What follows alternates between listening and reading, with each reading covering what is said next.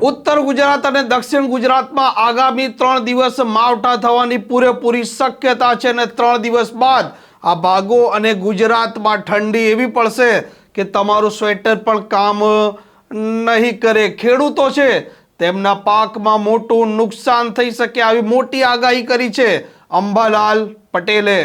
વૈષ્ણવજન તો તેને કહીએ જે પીડ પરાઈ જાનાને રે।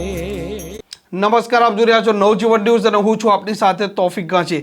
ગુજરાતમાં અત્યારે ધુમ્મસવાળું વાતાવરણ છે અને આગામી 3 દિવસો છે તે ઉત્તર ગુજરાત, દક્ષિણ ગુજરાત અને મધ્ય ગુજરાતના કેટલાક જિલ્લામાં માવઠું થઈ શકે અને ખેડૂતોને મોટું નુકસાન થઈ શકે તેવી વાત કરી છે આગાહીકાર અંબાલાલ પટેલે।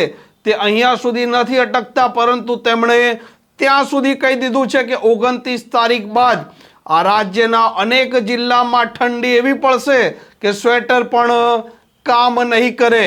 ખેડૂતો છે તેમના પાકમાં પણ ઈયળો પડવાની સંભાવના છે। શાકભાજી છે, આ શાકભાજીમાં ઈયળ પડવાથી આ ખેડૂતો છે તે મુશ્કેલીમાં પણ મુકાઈ શકે તેમ છે અને તેમને નુકસાન પણ થઈ શકે તેમ છે। આગાહીકાર અંબાલાલ પટેલે વધુ એક કઈ મોટી આગાહી કરી છે તે પણ આપ સાંભળો। આ તારીખ 26મી ડિસેમ્બર 2024 હવામાનમાં પડતો હોવાની શક્યતા રહે છે, જેમાં લગભગ ઉત્તર ગુજરાતના ભાગો, સમારકાંઠના ભાગો, અરવલ્લીના ભાગો, પૂર્વ ગુજરાતના ભાગો, મહીસાગરના ભાગો અને ગુજરાતના ઘણા ભાગોમાં આજથી હવામાન પડતો આવશે।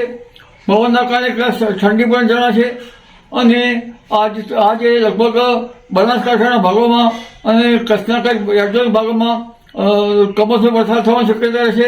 પણ ઉલ્લેખનીય છે કે જેટલા ઉત્તરીય પર્વતીય પ્રદેશોમાં ભારે હિમવર્ષા, ભૂસ્ખલન અને ગાજવીજ સાથે વરસાદ થવાની શક્યતા રહેશે, જેની સીધી અસર પણ ગુજરાતના હવામાન ઉપર થવાની શક્યતા રહેશે।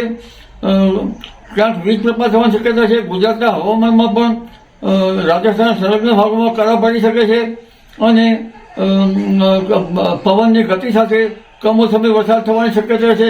કોઈ ભાગમાં ગાજવીજ થવાની શક્યતા રહેશે।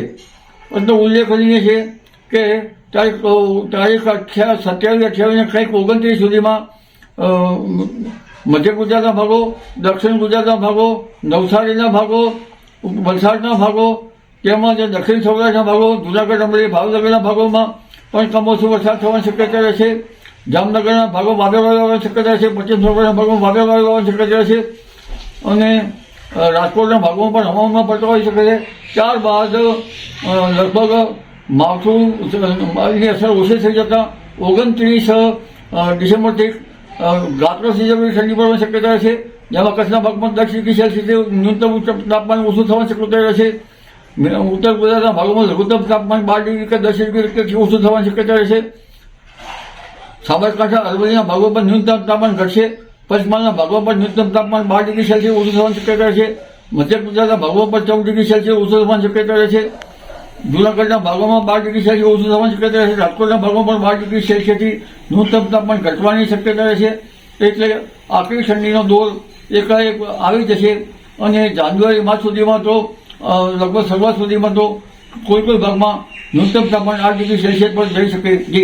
માવઠાના પગલે લગભગ કૃષિ ભાઈઓને વિષમ હવામાનની વિપરીત અસરના કારણે પાકમાં રોગ જીવાત થવાની શક્યતા રહેશે, જેમાં તુવરના પાક, રાયડાના પાકમાં મોલો મસી આવવાની શક્યતા રહેશે। આ ઉપરાંત શાકભાજીના પાકમાં રીંગણ, ફ્લાવર, કોબી, ટામેટાં આ પાકમાં પણ ઈયળ પડવાની શક્યતા રહેશે અને દિવેલાના પાકમાં પણ ઈયળ પડવાની શક્યતા રહેશે। બાગાયતી પાકમાં પણ કંઈક અસર થવાની શક્યતા રહેશે। એટલે કૃષિ પાકોમાં ખેડૂત ભાઈએ પાક સંરક્ષણના પગલાં લેવા યોગ્ય રહે છે।